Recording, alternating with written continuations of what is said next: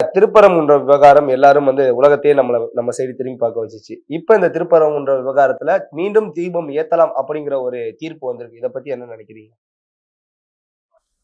எனக்கு அது தெரிஞ்ச அளவுல 1862லேருந்து அந்த பிரச்சனை இருக்கு. 1862 முதல்ல அந்த பிரச்சனை ஆரம்பிக்குது. கிட்டத்தட்ட 19ஆம் நூற்றாண்டுடைய பாதியில நடக்குது அது. அது அப்பயே வழக்கு இதே மாரி பண்ணவும், என்ன அதனுடைய அப்பயே நீதிமன்றம் தடுத்து, எப்பயும் போல எப்ப எங்க விளக்கு ஏத்தணுமோ, அங்க ஏத்த சொல்லி தீர்ப்பு குடுத்தது. அதுக்கடுத்து 1893 அப்புறம் அந்த 1900 இந்த பெ பெ அது என்ன லண்டன் கோர்ட் இருக்கு இல்லையா? லண்டன் பிரிவி கவுன்சில்ல அங்கேயும் தீர்ப்பு குடுத்தது. நீங்க வழமையா எங்க ஏத்துறீங்களோ அங்க தான் ஏத்தணும்னு சொல்லி படிப்படியா கடந்த 100 ஆண்டுகளாக எங்க இப்ப தீபம் ஏத்துறீங்களோ அங்க தான் நடத்தணுங்கிறது. ஆனா இவங்க எங்க ஏத்துறாங்கன்னா, ஒரு கல் தூண்ல போய் ஏத்தணுங்கிறாங்க. அங்க சூடம் கூட கொளுத்த முடியாது. அந்த அளவுல சின்ன குறுகிய கல். அங்க தீபம் எப்படி அது பக்கத்துல இது இருக்கு. மசூதி இருக்கு. அது போன வருஷம் அங்க ஏத்துனாங்களா?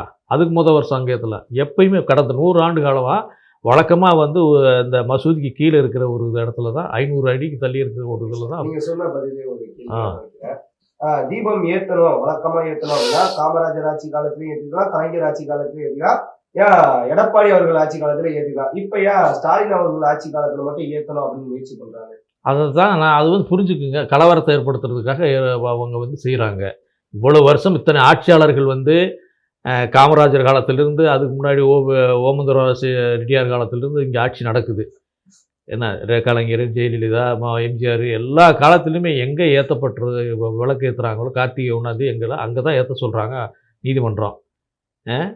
அங்கே ஏற்றாமல் இந்த ஆண்டு மட்டும் புதுசாக அது ஆனால் ஏற்கனவே பலமுறை இது முயற்சி பண்ணி அதை நீதிமன்றங்கள் தடுத்து நீங்கள் எப்பயும் ஏற்றுற இடத்துல ஏற்றுங்கன்னு தான் சொல்லியிருக்கு.